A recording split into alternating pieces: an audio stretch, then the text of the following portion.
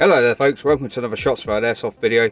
My name's Ben and I want to wish you a happy Christmas, and if you haven't been on the channel before then please subscribe, and I hope to bring you many new videos in the new year. I've got a bit of time off work now and I've got some quite exciting guns to do and to review, but today we're going to have a look at what turns out to be a new version of the R17-5 from Army Armament, and I'm going to go into what's different about these and why it's kind of an inconsistent test what I did when I went firing it.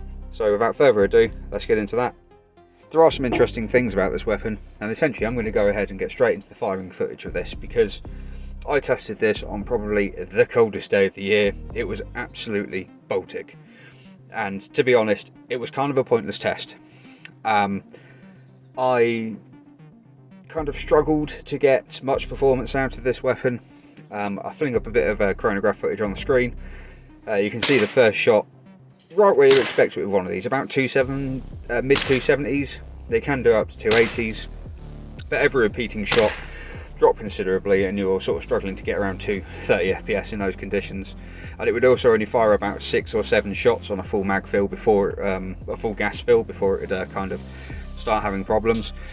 Now these are known with the plastic slide and everything to be reasonable in terms of gas performance, so realistically it was just too cold a day to fire a gas weapon.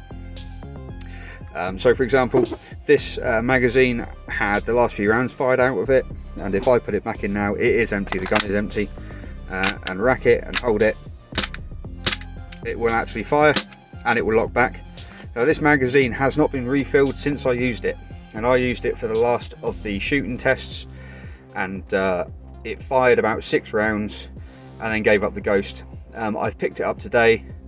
I fired the last sort of 2 or 3 rounds that were in it out, and it is still kicking now. So that is the same gas that wouldn't fire the BBs when I was out in the field on that day in my unit, because it was about, I don't know, 0 degrees.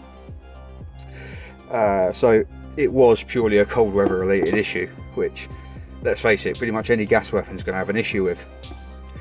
Now, to get into the more sort of, I did get a fair amount of firing footage with this, about 3 tests of about 6 to 7 rounds each, and again, because of the nature of the performance with the gas and the FPS jumping around so much, it was very difficult really to make a judgment on its accuracy out of the box.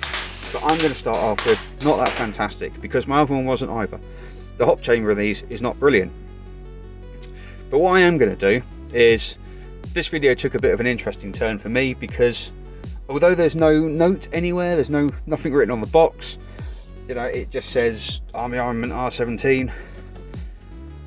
You know, there's nothing. Compared to my old one, this new gun is quite different. So I'm just going to bring in my, this is my R17, and as you can see there are various differences. We have an adapter on the front, we have a metal round to barrel, flared mag rail, and the differences do continue inside. But what I haven't done with mine is alter the actual frame itself, the trigger mechanism. And you can see some marks on here where it's been used in my carbine kit. And if I pop this off, I'll just put the slide aside. Right, so this is cocked now. If I uncock it, you can see that we have like a little flat topped non-swinging like hammer bearing. So this is quite low grade, and it's what you kind of expect to see in these weapons. Oops, a daisy. And if I pick up the slide, now this has a Garda hop-up chamber in it, but you will see that I mean, this is the same colour as the hop unit that came out of it. It's just better made because it's a Garda unit and actually works properly. And this has an AIP 130 nozzle spring in it. And one of the things that did surprise me is that if I just pop this apart quick,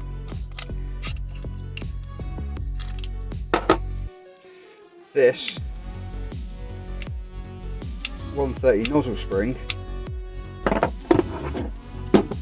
if I just pop this off, So this is the standard R17, the new one, and you'll see that this hop-up unit is quite well finished these days. It's actually bare pot metal, or a sort of zinc aluminium. So this is not the same as my one is. And if I indeed pop this out,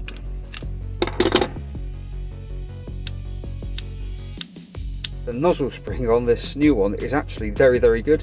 It's probably the same as the IOP upgrade spring, which is the standard upgrade spring that you'd put in any G17 or anything similar, whether it be Tokyo Mirai, WE, they all take the same. And the other thing I'm going to say is this is the new style frame, or at least the one off the newer weapon. If I pull that trigger, you'll see that we have a, not very high quality, but we have a full roller bearing for the hammer assembly. It's also, again, a sort of bare pot metal finish rather than being sort of black or plated. You can just compare that to this one. You'll see that it is quite different. So we're dealing with two different generations of G17 replicas. The externals are the same. You know, the frames themselves are physically the same. I'll just show you the same side. There we go. However, we do have differences. And that brings me on to the magazines themselves. Now, this magazine, which is the old style magazine that I got with my original R17 a couple of years ago, does work in the new gun. This one, if I hold them side by side, you'll see that there is a fair difference. See the way the ejection, the catch and releases, and also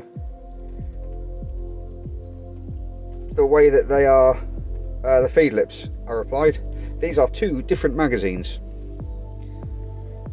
You'll also find that the gas valve is more receded on the newer magazine than it is on the old one, and we have a different type of base. So all in all, this new gun is quite different to the old one. Now, unfortunately, like I said, it was really too cold to figure out what the performance difference was. I've no doubt that if I took mine out there, it would also have issues.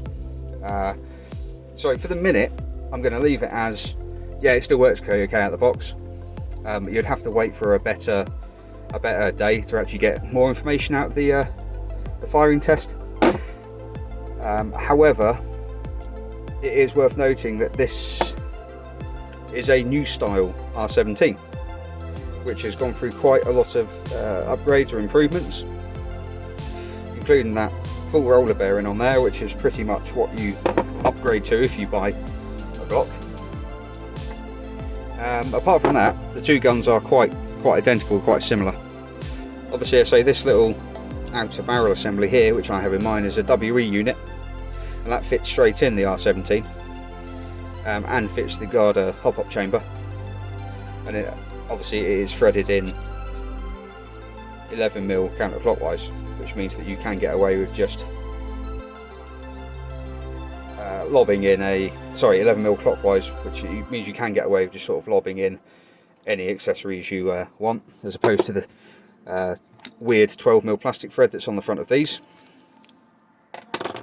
And so I'm remaining somewhat dubious of the performance of this pistol, this new one, because I was getting a lot more gas sort of leaking past the seals in it when I was firing it than I was with the old magazine, because they both still have the curved gas router, as you'll see there. So they're both still TM style, but I really should have popped the slide off when I was looking at it originally. I didn't even think to do it. So if I just get the bits of the old gun, of the new gun, sorry. Yeah, it's quite a different beast. So here we are with the gun back together. Now, my sort of views on this are kind of inconclusive. It was too cold to get any decent performance out of it. However, the hop didn't leave me with much hope, but it doesn't in the old version either. It's one of the things that does need to be changed out of the box. It seems to be struggling to hop .20s at maximum hop, which isn't uncommon in the cheaper end pistols. My new one has a Garda hop-up chamber and a dynamic precision hop rubber in it, which improves things dramatically. But I say I'm going to wait for a warmer day to do a test on this and see if we can't get more than 6 shots out of it before it dies, because it makes it very difficult to get like a sort of consistent firing test when you can only fire 6 rounds and they're all at about 20 FPS difference every shot, so up and down, left and right, everything's going haywire.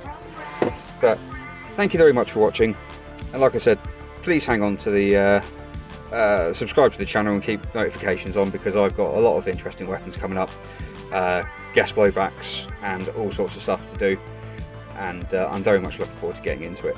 So again, thank you for coming over to the channel, watching the video. Please like and subscribe.